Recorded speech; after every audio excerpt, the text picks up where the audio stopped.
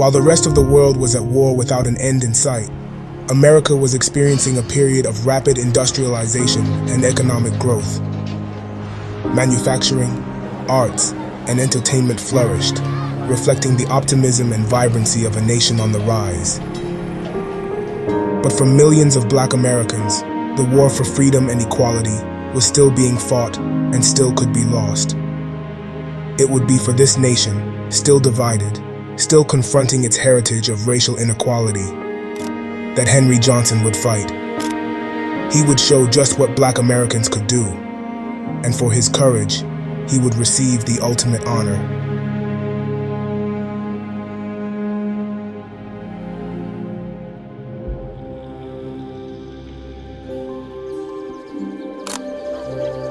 Henry Johnson was born in Winston-Salem, North Carolina, in July 1892. Racial segregation limited opportunities for persons of color, and as a teenager he moved north, settling in Albany, New York. But even in the North, opportunities for a Black man were limited. He worked at various times as a chauffeur, baggage handler, and street peddler. Then, in 1917, he would change professions again. In a bid to turn the tide of the First World War, the German Empire resumed unrestricted submarine warfare in the Atlantic, and they sought an alliance with Mexico against the United States. The fight over there could no longer be ignored. In April, Congress declared war. Henry Johnson did not wait to be drafted. He volunteered, along with hundreds of other Black New Yorkers. They saw a chance to prove they were every bit the equal of their white counterparts. Johnson and more than 2,000 others were mustered into a Black-only regiment, the 369th. They shipped out for France a few days after Christmas 1917, but when they arrived, they did not see combat. U.S. Army policy forbade them from serving alongside whites. The men of the 369th were put to work as laborers, helping to build roads and dig ditches. It was important for the war effort, but not what they sought. They wanted to fight. By 1918, the French casualties neared 6 million. So desperate was their need for fresh soldiers that in April, the American Army offered to lend them the 369th. The French readily accepted. Thus, American citizens would wear French helmets, wield French weapons, and serve under French commanders.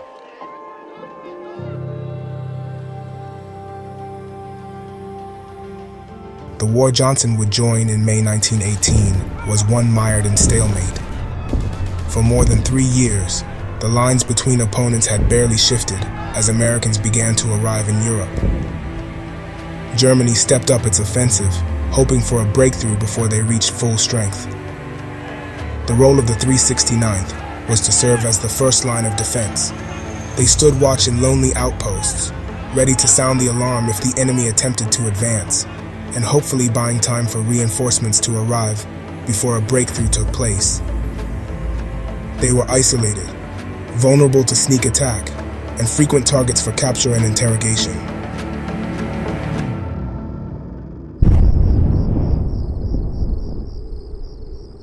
In the early morning hours of May 15th, Henry Johnson stood watch. He was joined by another private, Needham Roberts. They quietly listened.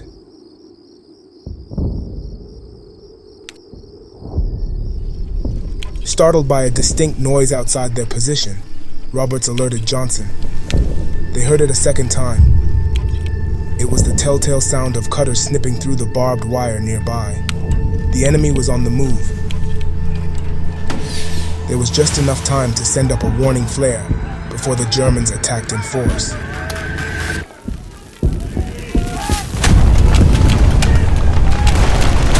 Roberts fell badly wounded from the shrapnel of a grenade, leaving only Johnson. He rose up with his French-made Lebel rifle. It only had a 3-round capacity. He fired at an approaching German who fell dead. A second German approached without time to reload. Johnson used his rifle as a club, knocking the man down. 2 more soldiers reached the outpost, seizing the incapacitated Roberts, intent on taking him prisoner. Johnson knew this could mean torture or worse. He had to save his friend.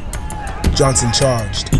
He attacked one with his 15-inch bolo knife. But before he could confront the other German, a shot rang out. Johnson turned wounded and bleeding heavily to see that the German soldier he had clubbed with his rifle had now regained his footing and drawn a pistol. Johnson swung his knife, using the last of his fading strength. Johnson said, "Each slash meant something. Believe me, there wasn't anything so fine about it. Just fought for my life. A rabbit would have done that." He hurled several grenades into the darkness and then slipped into unconsciousness.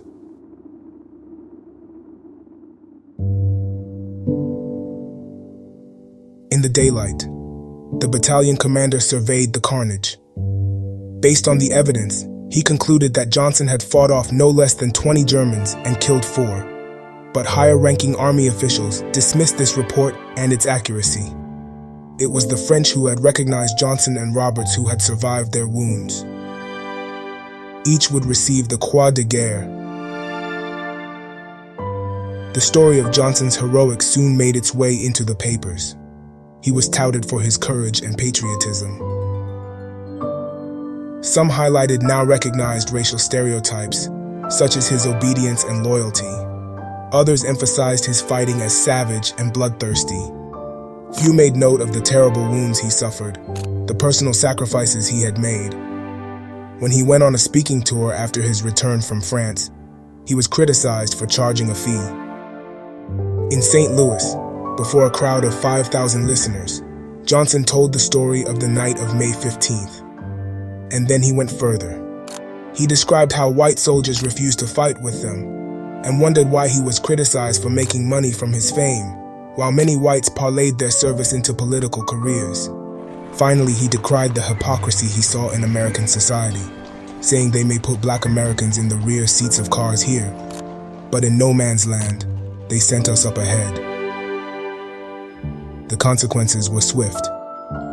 A warrant based on a technicality was sworn for his arrest. His speaking engagements were swiftly canceled.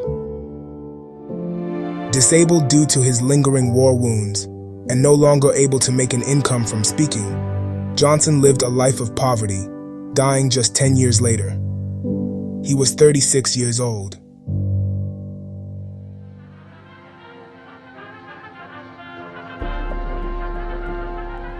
World War I would launch the 369th to renown and earn them the nickname the Harlem Hellfighters.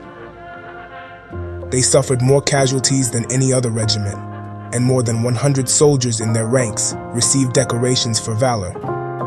But it would be several decades more before the U.S. Armed Forces were forever desegregated, and longer still for Henry Johnson to receive honors from his country. In 1996, he was posthumously awarded the Purple Heart by President Bill Clinton. A campaign began lobbying for Johnson to receive the Medal of Honor. For 2 decades, there was seemingly little progress. Then, almost 100 years after Henry Johnson's heroics, a breakthrough. He would receive the Medal of Honor. It was presented by Barack Obama. It has taken a long time for Henry Johnson. He acknowledged the long wait for this honor and the injustices Johnson suffered, and the ignominy that was his reward. President Obama said, "We know who you are. We know what you did for us. We are forever grateful."